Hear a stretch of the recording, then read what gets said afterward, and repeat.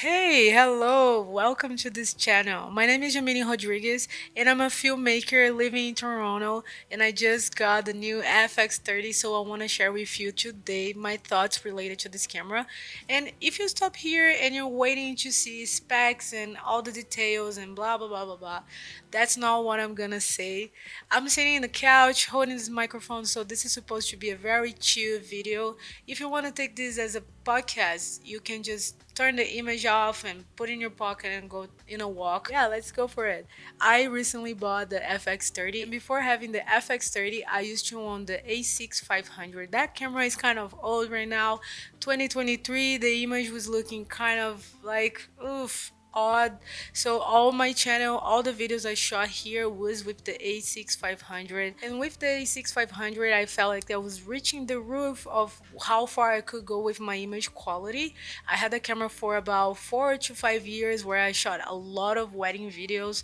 I shot commercials, I shot music videos with the camera, I shot short films, every kind of thing. And as a video editor, I was always touching other people's cameras and films and things they shot. Also, I had clients that whenever they asked me what camera I had and I told them the camera, they would say, "Can you rent a different camera? Or is that okay if I borrow a different camera for you?" And I was feeling kind of a push to upgrade and go to a next level. So then Sony released the FX30. I was, oh, that's an amazing price. Here in Canada, this camera costs 2,400 without the handle. With taxes was 2,700, just the body.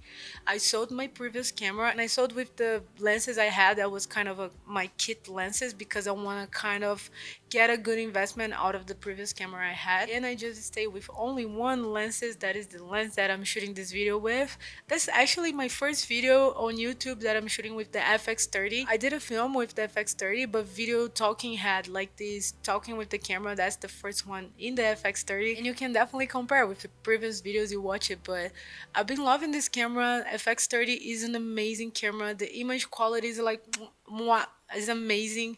I'm still shooting 4K 8-bit because when I got this camera, I already have a lot of things that I had to shoot, and one of those was a commercial, just a vertical video for a client. And my workflow with clients, whenever I go and shoot a video, is I like to deliver it as soon as possible. Let's say next day delivery. So the video was already 15 seconds to 30 seconds, so it was like, okay, that's gonna be easy peasy. But no, I record all the files in 4K 10-bit, and the files were so freaking heavy that I had to wait so long to go over the proxies. So it was a very big headache when I first got the camera, and I thought like, okay, another Sony camera, let's go for it. I know how to record and expose it, so we'll be fine, right? But no, because the files were very heavy, I had to go to a different workflow. And another thing that was a bit of pain in the ass is that I really wanted to shoot in the S and Q mode. Then I realized I would need to buy the CF Express card to shoot in the full potential of this FX30. So yeah, in the first moments I had the camera, realized my computer wasn't as good to shoot the best quality of the camera. I realized my memory cards wasn't as good for shooting the best quality of the camera, and I realized I needed more storage to shoot the highest quality of this camera. So besides having the camera itself and besides wanting more lenses because I didn't have as much, I also realized that I needed to do extra investment so I could have a more easy and chill workflow with the heavy files out of the camera. And that's something that is totally okay. I'm not complaining, but I'm sharing those stuff because some people just see the price of the body of the camera, and if you're a filmmaker in a budget, you might think like, okay, I have the price of the camera, let me buy it, I'm good. But no, after buying the camera, you're probably gonna have to buy more and more and more little things to make your life easier, right? So it's not just thinking about the budget on top of the camera, but also think about how you're gonna edit that if you're a person that edit your own footage, how you're gonna storage to have your files. Do you have enough hard drives for that? How you're gonna shoot in the best quality without having the super expensive memory cards? So just for an example, look how is the price of this memory card. Crazy, right? When you add everything on top of buying the new camera, it's not just the standard price you see.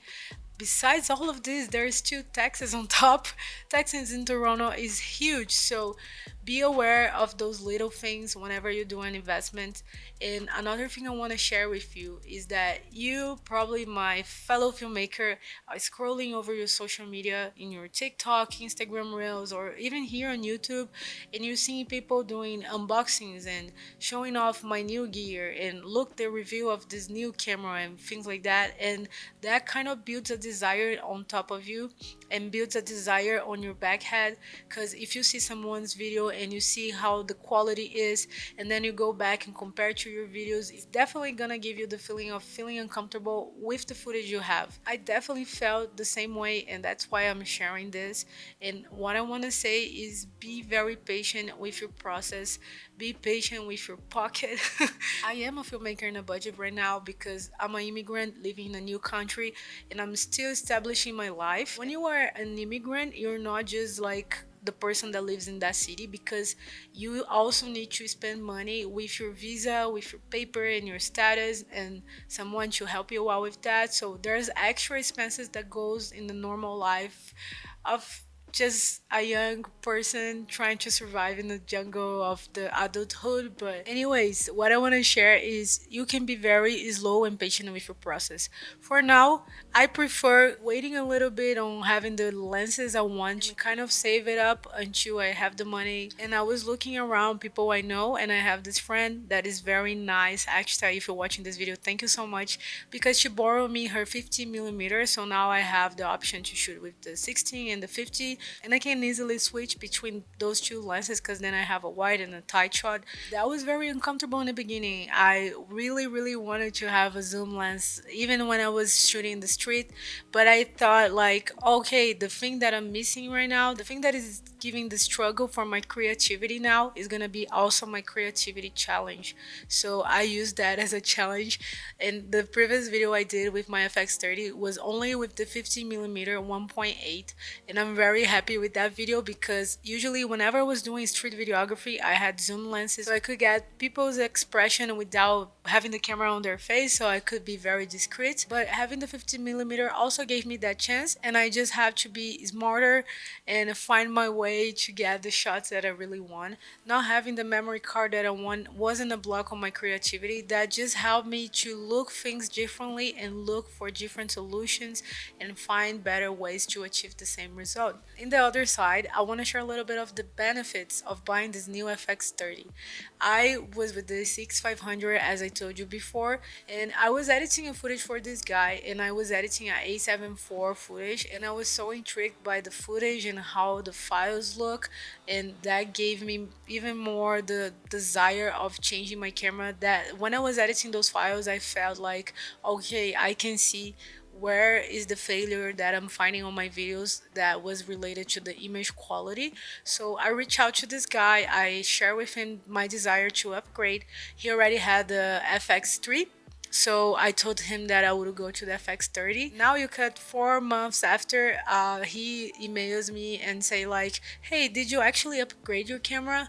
And I said yes. And then he said, so I might have a gig for you. He has the FX3, and since I have the FX30, it would be amazing as a big camera for what he was looking for. So then I had the chance to shoot a Chevrolet commercial with my FX30 camera. And when I went to shoot this commercial that was very run and gun documentary style, I was realizing that something that I shot with the camera I had would be displayed and broadcast on TV.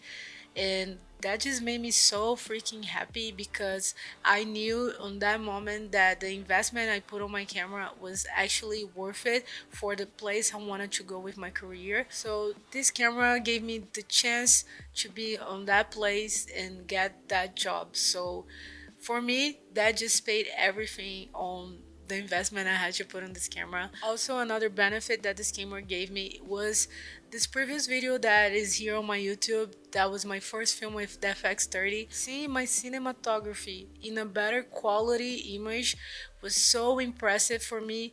And then I just had a click like, woof. I had a realization like, I feel like I'm actually good. I had a lot of moments where I thought I might not be the best cinematographer, because I'll be honest, I, for example, don't always use the ND filters. I'm the person that hires the shutter, and I'm not always shooting in S-Log 3.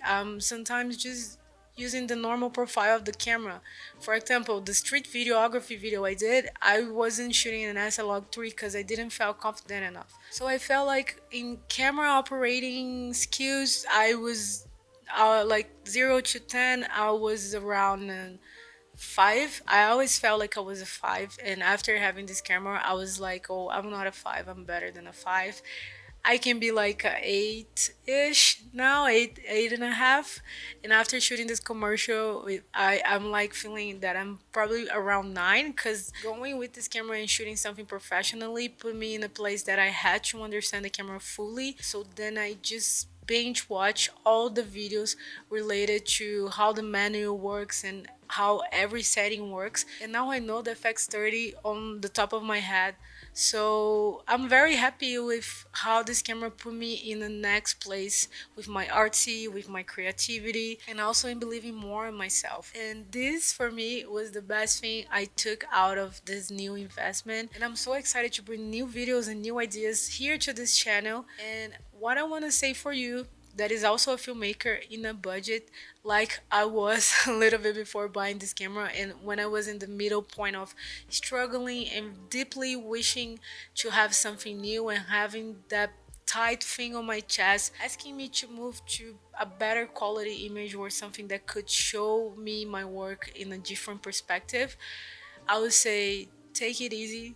I know how this feeling might play inside of you, and it sucks. It sucks not having the money to buy the gear you want and the gear that you know that is gonna bring you to the next level. It definitely sucks. I also want to say that you get there. You will get the gear, you will get the camera. The only thing that is separating you from the new gear or the new camera you want to buy is a lot of work. For example, let's say you want to lose weight. The only thing that is separating you from the body that you're looking for is a lot of work. You will have to work out very hard.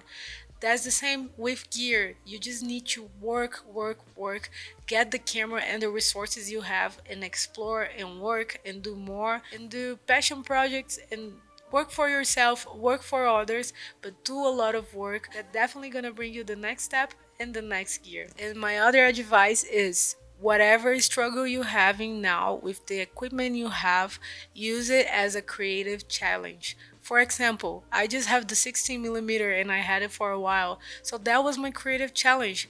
What can I do, or how can I move my body, or how can I choose appropriate camera angles to use the only 16mm I had that plays as a 20mm on the FX30 since it's a cropped sensor. Sorry, that was my technical hat just playing here because I know people might say like, yeah, that's not a 16 actually. But anyways, use this block as a creative challenge.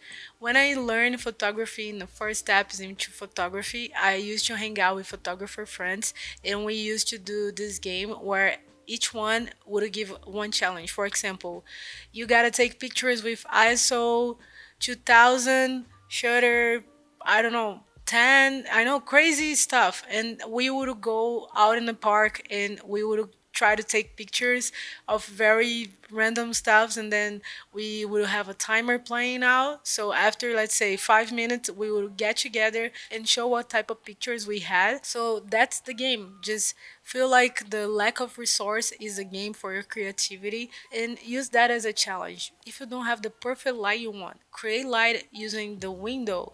You don't have time to shoot in the sunlight, create a source of light, or get a lamp you have in your house and create something out of nowhere. Just try to detach a little bit from social media and all the desires and the things that makes you want to buy, and step a little bit away and try to understand your state, because definitely all the gear you have right now is probably the result of all the work that you previously did. Yeah, so I just had to talk about this shit. I'm a very motivational filmmaker style, and if you're walking now and listening me as a podcast, I really hope you enjoyed this video.